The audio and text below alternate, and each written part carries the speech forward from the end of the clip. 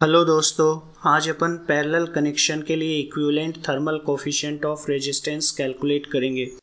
अपने को दो कंडक्टर्स दिए हुए हैं जिनको पैरेलल में कनेक्ट किया हुआ है। पहले कंडक्टर का thermal coefficient of resistance alpha 1 ले लेते हैं, दूसरे कंडक्टर का thermal coefficient of resistance alpha 2 लेते हैं।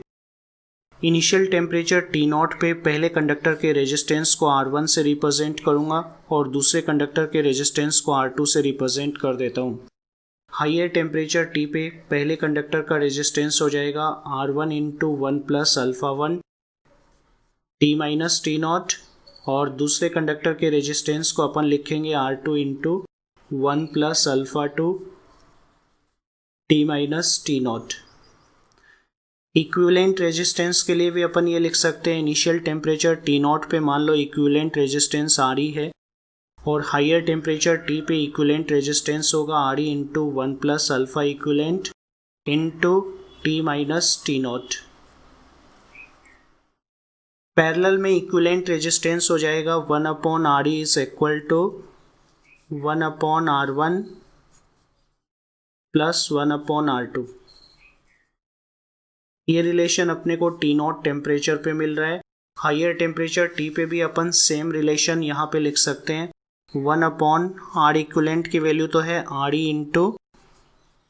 1 plus alpha equivalent into T minus T0 और इसी तरह दोनों रेजिस्टर्स की वैल्यू भी अपन लिखेंगे 1 upon R1 into 1 plus alpha 1 T minus T0 plus 1 upon R2 into 1 plus alpha 2 T minus T0। अब देखिए, अपन नीचे डिनोमिनेटर में जो टर्म है उनको ऊपर नोमिनेटर में ले जाते हैं तो अपने पास ये आ जाएगा, लेफ्ट हैंड साइड में ये आएगा 1 upon RE into 1 plus alpha equivalent into T minus T0 whole to the power -1। Right hand side में पहली टर्म को ये लिख सकते हैं 1 upon R1 into 1 plus alpha 1 T minus T0 to the power -1 plus 1 upon R2 into 1 plus alpha 2 T minus T0 to the power -1। अगर अपने को ये दिया हुआ है 1 plus x to the power -1 और अपने को ये भी पता है कि x का मैग्नीट्यूड 1 से काफ़ी कम है तो अपन बायनोमियल एक्सपेंशन करेंगे और दो ही टर्म्स को अपन रिटेन करेंगे। ये हो जाएगा 1 minus x,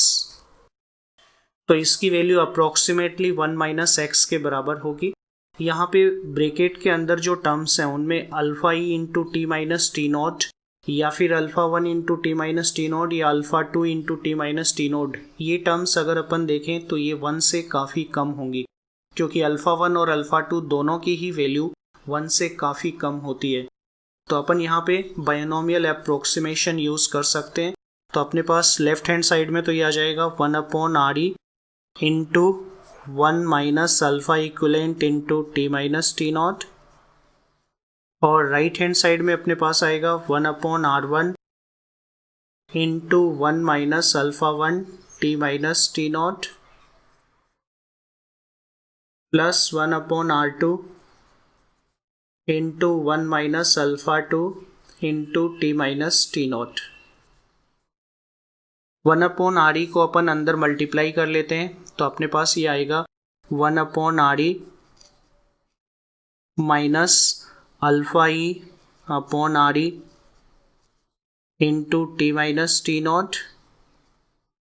is equal to 1 upon R1 minus alpha 1 upon R1 into T minus T0 plus 1 upon R2 minus alpha 2 upon R2 into T minus T0। Equation 1 से अपने को ये पता है 1 upon RE is equal to 1 upon R1 plus 1 upon R2, तो ये तीनों terms तो कैंसिल हो जाएंगी। बाकी टर्म्स को अपन इस टाइप से लिख लेते हैं, अल्फा ई 1 अपॉन RE की जगह अपन ये लिख सकते हैं 1 upon R1 plus 1/R2 into T minus T not, और राइट हैंड साइड में अपन टी माइनस टी नॉट को कॉमन ले लेते हैं तो अपने पास ये आ जाएगा α1/R1 plus α2/R2 into T minus T not. T minus T not दोनों साइड्स में है तो ये आपका कट हो जाएगा, अपने पास ये आ जाएगा अल्फा ई, माइनस साइन को भी अपन रिमूव कर देते हैं, दोनों तरफ है, इसको अपन ये लिखेंगे अल्फा इक्विवेलेंट इंटू, यहाँ पे एलसीएम ले लेते हैं R1 R2, तो ये आएगा R1 plus R2 upon R1 R2, और राइट हैंड साइड में भी अपन एलसीएम ले लेते हैं, R1 R2 एलसीएम ले लिया तो ये आ जाएगा α1 R2 plus α2 R1 upon R1 R2। ये माइनस साइन जो है ये तो आपका रिमूव हो जाएगा, दोनों साइड्स में है, तो अल्फा इक्विवेलेंट की वैल्यू अपन यहाँ से लिख सकते हैं R1 R2 से ये R1 R2 कैंसिल हो जाएगा, अल्फा इक्विवेलेंट आएगा α1 R2 plus α2 R1 upon R1 plus R2।